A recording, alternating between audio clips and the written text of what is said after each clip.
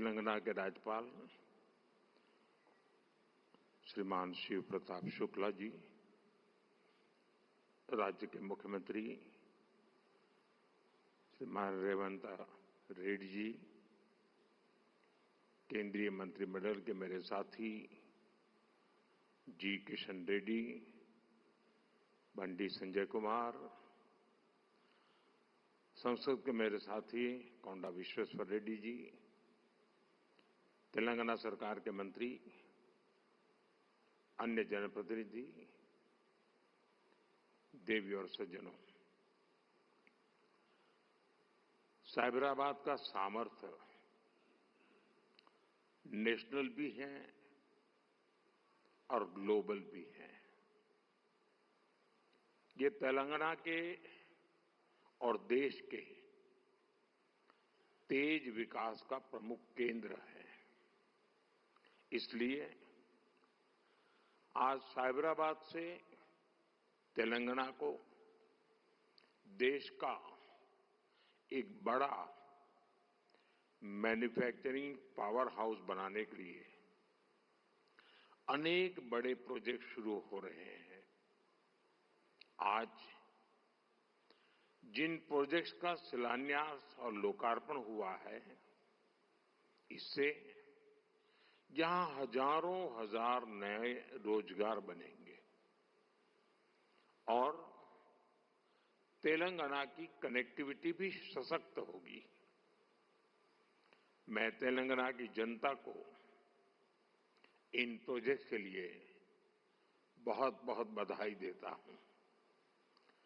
साथियों, आज Bharat reforms express पर चल रहा है। साथ ही आज का भारत आधुनिक इंफ्रास्ट्रक्चर भी बना रहा है। जहीराबाद इंडस्ट्रियल एरिया के निर्माण के पीछे भी यही लक्ष्य है। ये इंडस्ट्रियल एरिया, इंडस्ट्रियल कॉरिडोर विकसित करने के भारत सरकार के राष्ट्रीय अभियान का हिस्सा है। यह एक प्रकार से इंडस्ट्रियल स्मार्ट सिटी बनने जा रहा है। यहां वर्ल्ड क्लास इंफ्रास्ट्रक्चर होगा, बेहतरीन पावर सप्लाई होगी, एडवांस आईसीटी नेटवर्क होगा, यानी दुनिया भर के निवेशकों के लिए यहां हर वो सुविधा होगी जो इंडस्ट्री के लिए उन्हें जरूरी है। इन सुविधाओं के निर्माण के लिए भारत सरकार के हजारों करोड़ रुपए लगेंगे और तेलंगाना, हैदराबाद के हजारों नौजवानों को रोजगार का माध्यम बनेगा। यहां बनने वाली गाड़ियां, मशीनरी, यहां लगने वाले फूड प्रोसेसिंग उद्योग, ये तेलंगाना के श्रमिकों और किसानों को भी सशक्त करेंगे। साथियों, अतीत में जब भारत दुनिया की बहुत बड़ी इकोनॉमी था, तब हमारे वस्त्र उद्योग की बहुत बड़ी भूमिका थी। अब हम अपनी उस विरासत को फिर से सशक्त कर रहे हैं। वारंगल का पीएम मित्र पार्क देश में टेक्सटाइल क्रांति को गति देगा। पीएम मित्र पार्क में लगने वाली यूनिट्स को केंद्र सरकार की योजनाओं का भी पूरा लाभ मिलेगा।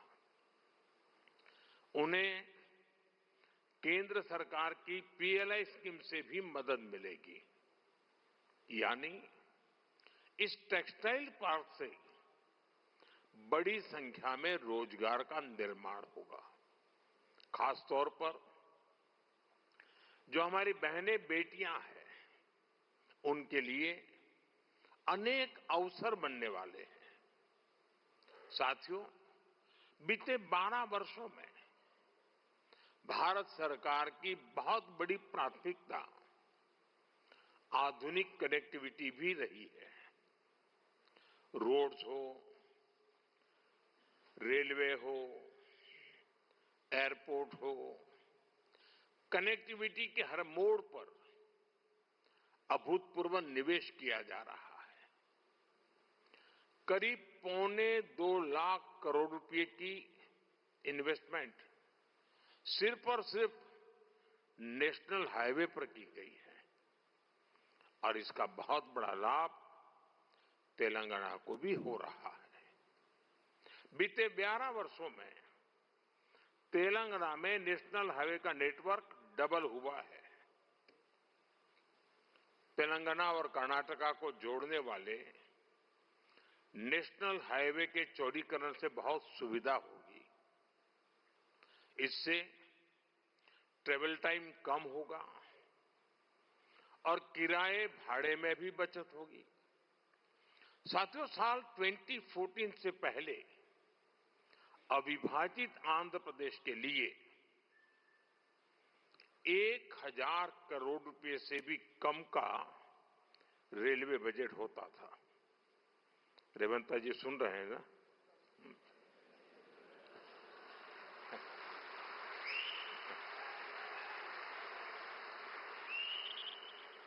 संयुक्त आंध्र के समय रेलवे का बजट 1000 करोड़ रुपए से भी कम था।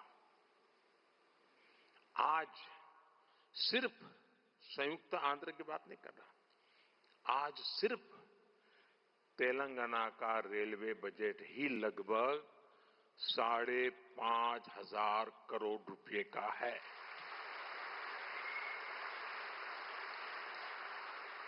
वर्तमान में करीब 50,000 करोड़ रुपए के रेल प्रोजेक्ट्स पर यहां काम चल रहा है। तेलंगाना में 5 वंदे भारत और 6 अमृत भारत ट्रेनें भी चल रही हैं। साथियों, अभी कुछ देर पहले Kazipet Vijayawada multi tracking project के कुछ सेक्शन का लोकार्पण हुआ है।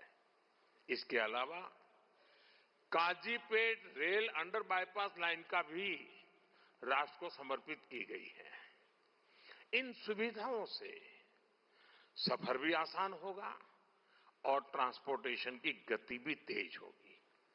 साथियों, 21वीं सदी की इस दुनिया में बिना ऊर्जा सब काम ठप पड़ जाता है।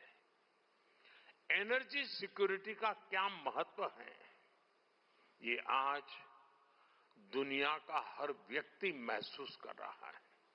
इसलिए भारत की एनर्जी सिक्योरिटी पर हमारी केंद्र सरकार अभूतपूर्व निवेश कर रही है।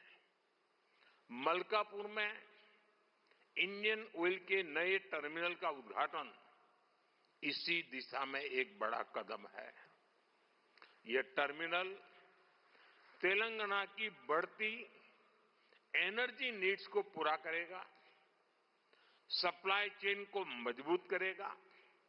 साथियों, बीते सालों में सोलर पावर के मामले में भारत दुनिया के टॉप देशों में पहुंच चुका है।